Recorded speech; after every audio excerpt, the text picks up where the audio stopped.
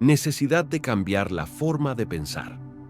Cultivar la capacidad y la eficiencia sin la comprensión de la vida, sin el conocimiento de sí mismo, sin una percepción directa del proceso del mí mismo, sin un estudio detenido del propio modo de pensar, sentir, desear y actuar, solo servirá para aumentar nuestra propia crueldad, nuestro propio egoísmo, aquellos factores psicológicos que producen guerra, hambre, miseria, dolor.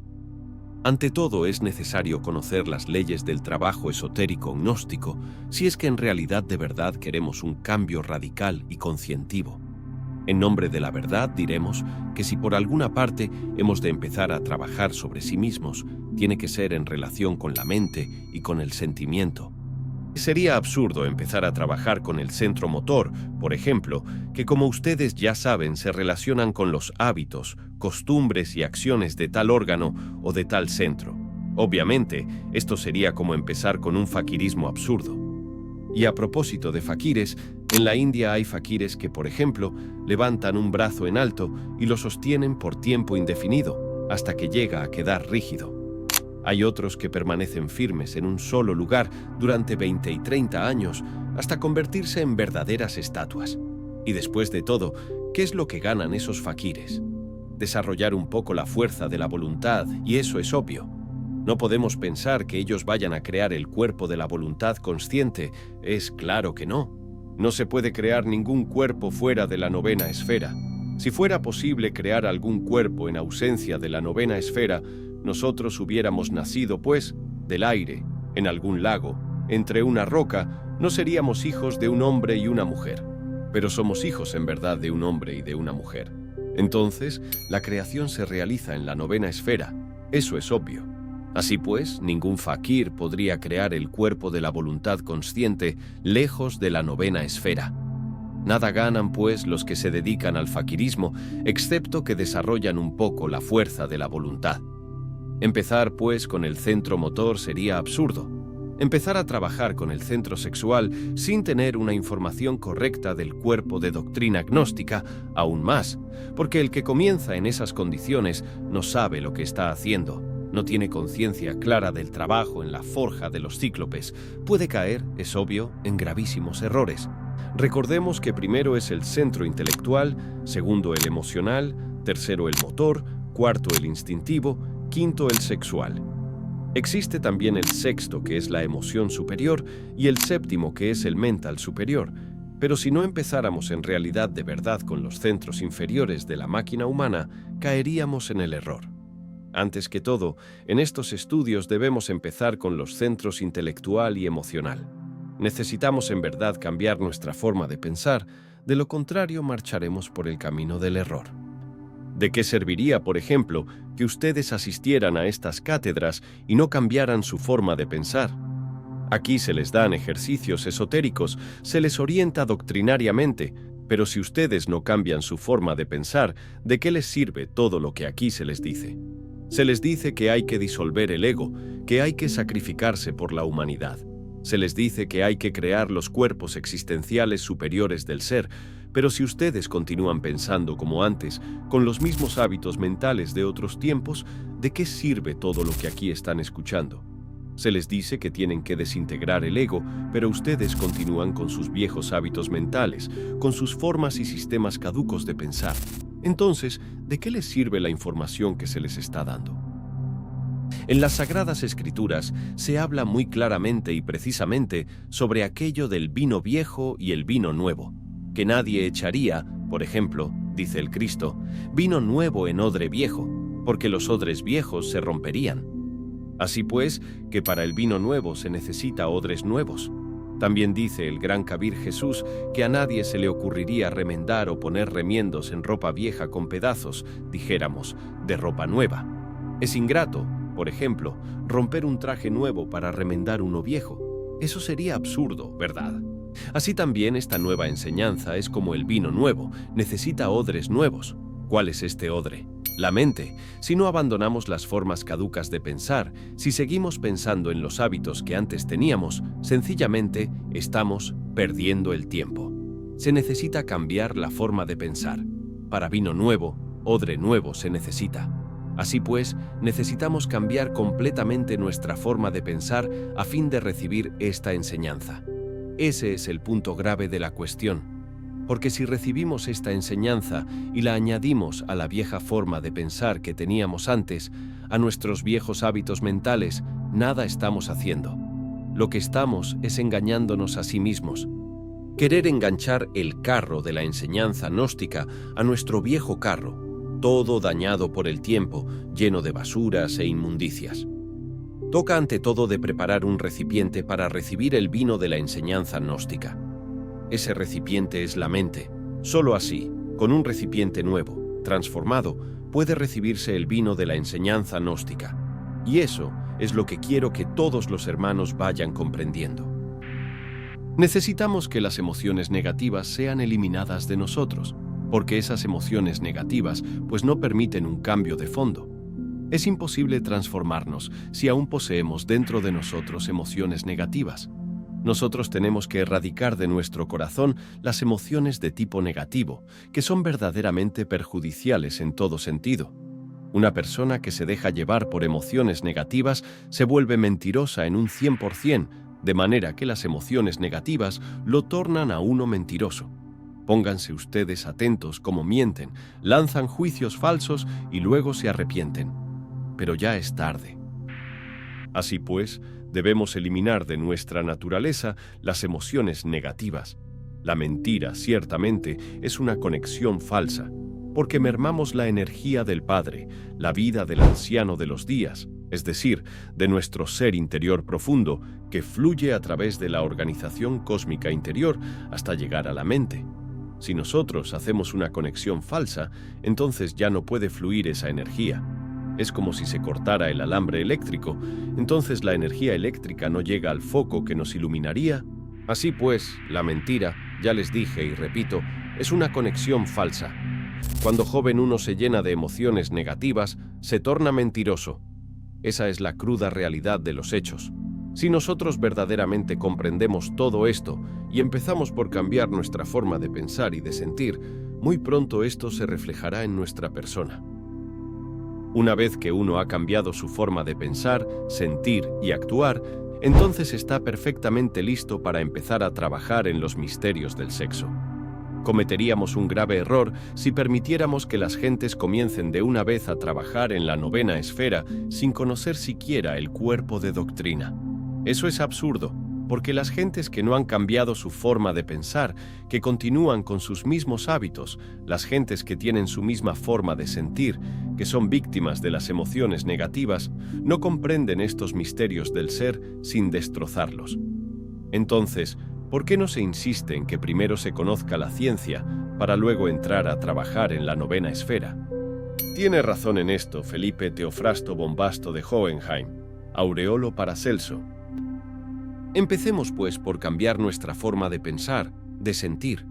Muchos reciben enseñanzas esotéricas, pero si continúan pensando como antes, como pensaban hace 20 años, ¿qué esperan entonces? Estamos perdiendo el tiempo. Si se les ha dado a las gentes las enseñanzas para que se autorrealicen, para que cambien, y si continúan pensando como antes, obviamente marchan muy mal. Conozco el caso de algunas personas que tienen 20 o 30 años en la enseñanza gnóstica y todavía piensan como pensaban hace 20 o 30 años. Muy ilustrados, sí, manejan muy bien las ideas, pero si uno les examina detenidamente todas sus costumbres, verá que son las mismas que tenían antes. Conozco otros hasta muy juiciosos, cumplidores de sus deberes, que platican muy bien sobre el amor, que manejan el cuerpo de doctrina en forma extraordinaria, pero los he estado observando y resulta que actúan como cuando no eran gnósticos.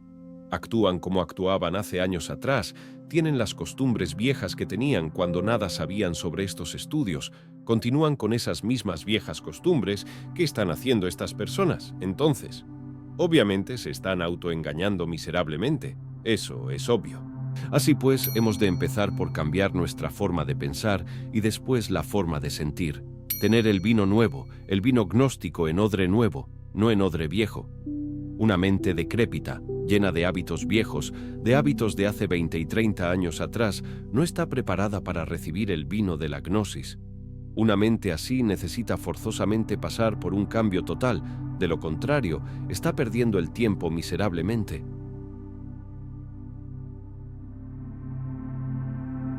En el mundo oriental no se ignora que la gente está dormida, nadie lo ignora, pero en el mundo occidental la gente cree que está despierta y sin embargo hacen cosas que no quieren hacer. Se lanzan a la guerra, mas no quieren ir a la guerra, pero siempre van aunque no quieran. ¿Por qué? Porque están hipnotizados. Ustedes saben que si a un sujeto hipnotizado, por ejemplo, le ordenamos que vaya a matar a alguien, va y lo mata. Eso ya está previsto en el Código Penal de todos los países de la Tierra. Así también sucede con las gentes de todas las latitudes. Están hipnotizados, pero creen que están despiertos. Si se les dice que ha llegado la hora de ir a la guerra, van a la guerra. No quieren ir, pero van. ¿Por qué? Porque están hipnotizados. Eso es gravísimo, tremendamente bestial. ¿Qué necesitamos salirnos del sueño hipnótico? Es verdad, pero vamos a ver cómo salimos del sueño hipnótico. Si estamos contentos con nuestros hábitos mentales, con nuestros sistemas de razonar, con nuestros hábitos sentimentales, con nuestros hábitos o costumbres adquiridas por la herencia y por la familia, entonces, aunque escuchemos las enseñanzas, sencillamente estamos perdiendo el tiempo. Pregúntense ustedes a sí mismos, ¿para qué han venido? ¿Con qué objeto recibimos las enseñanzas? Si están aquí reunidos por mera curiosidad, vale más que no hubieran venido. Si de verdad les ha nacido el anhelo de cambiar, pero continúan muy contentos con sus viejas formas de pensar, sencillamente se están autoengañando. Si ustedes quieren enganchar el carro de la gnosis a sus viejos códices carcomidos por el tiempo y podridos hasta el tuétano de los huesos, pues están haciendo un juego muy tonto, que a nada les conduce. Así pues, no nos engañemos a nosotros mismos. Ustedes quieren cambiar, ya lo sé. Empecemos por cambiar nuestra forma de pensar.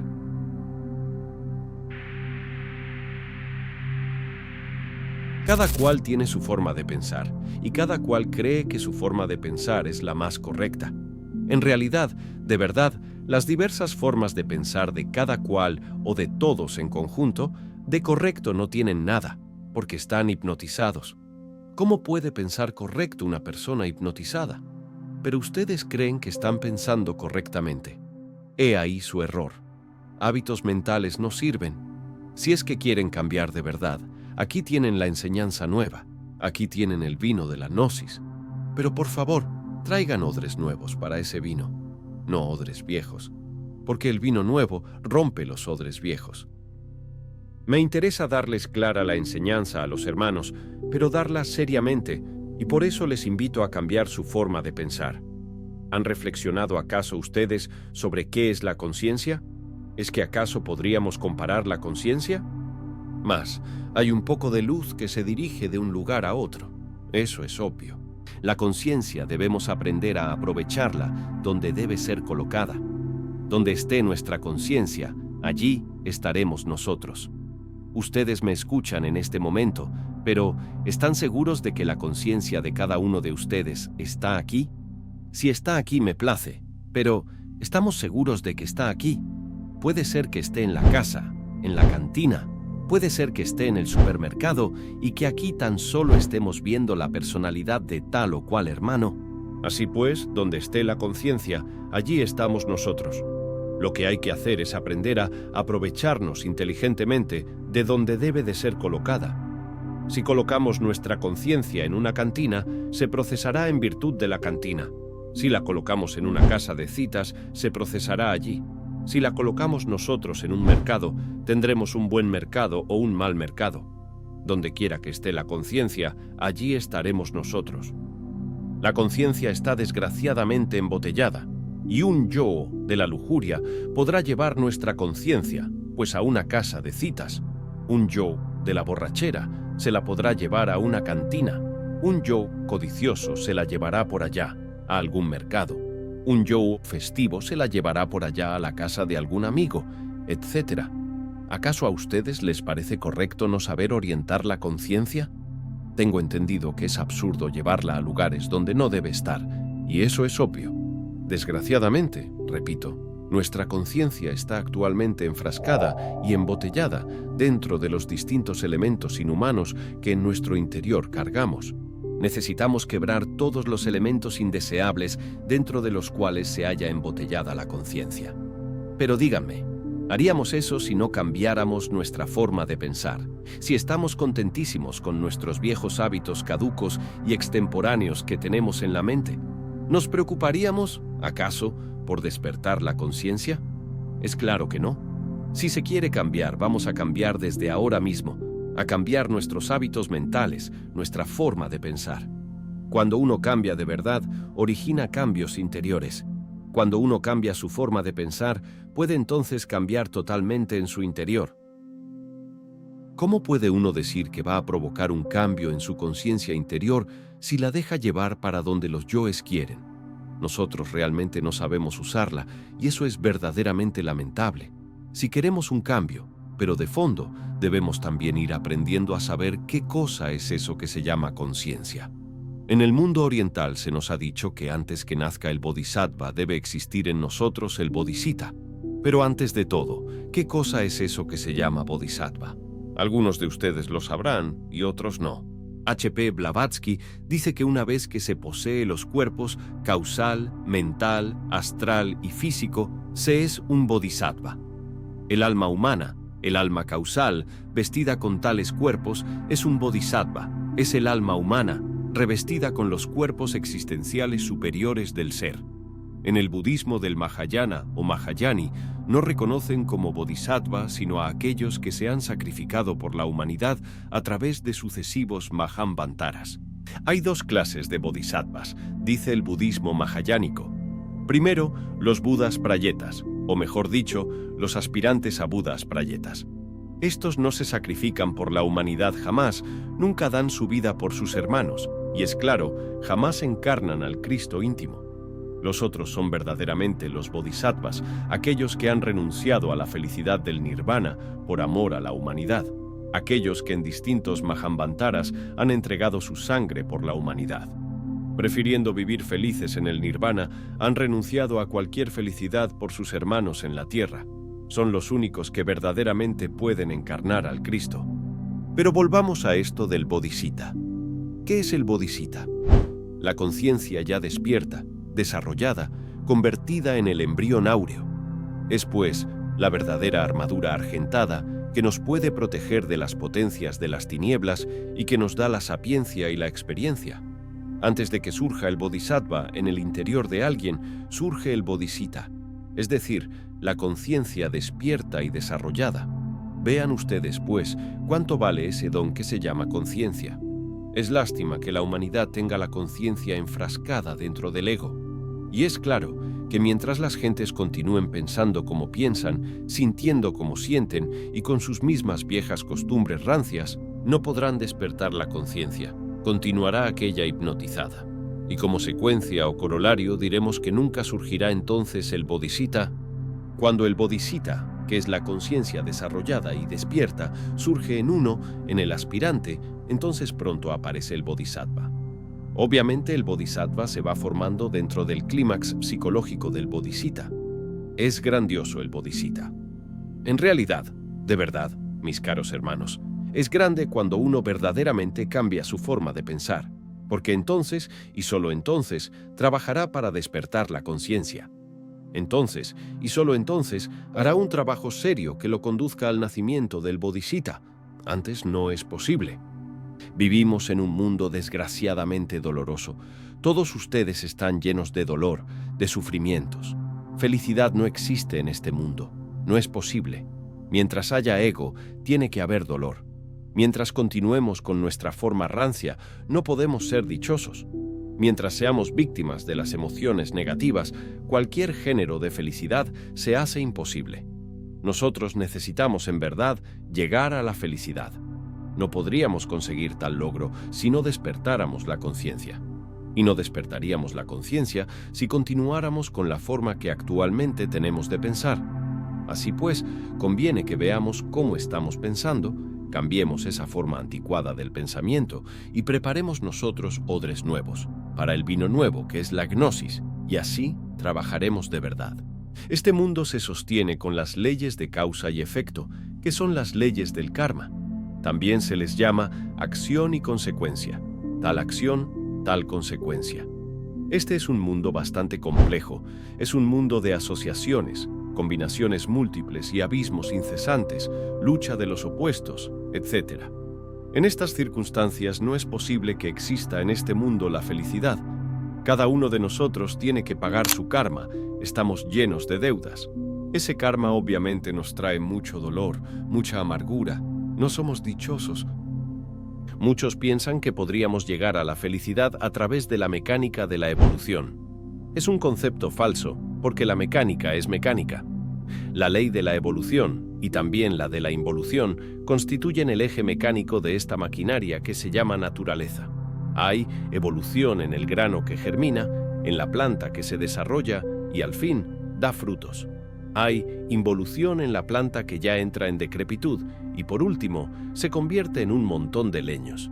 Hay evolución en el niño que se forma en el claustro materno, en la criatura que nace, que crece, que se desarrolla y vive a la luz del sol. Mas también existe la involución en el ser humano que envejece, decrece, entra en decrepitud y al fin muere. Eso es completamente mecánico. También es mecánica la ley del karma en cierto sentido, mirado a la luz de las 12 nidanas. Lo que necesitamos es liberarnos, precisamente, de la ley del karma. Necesitamos liberarnos de ese movimiento mecánico de la naturaleza. Necesitamos hacernos libres y no será posible mediante la evolución mecánica.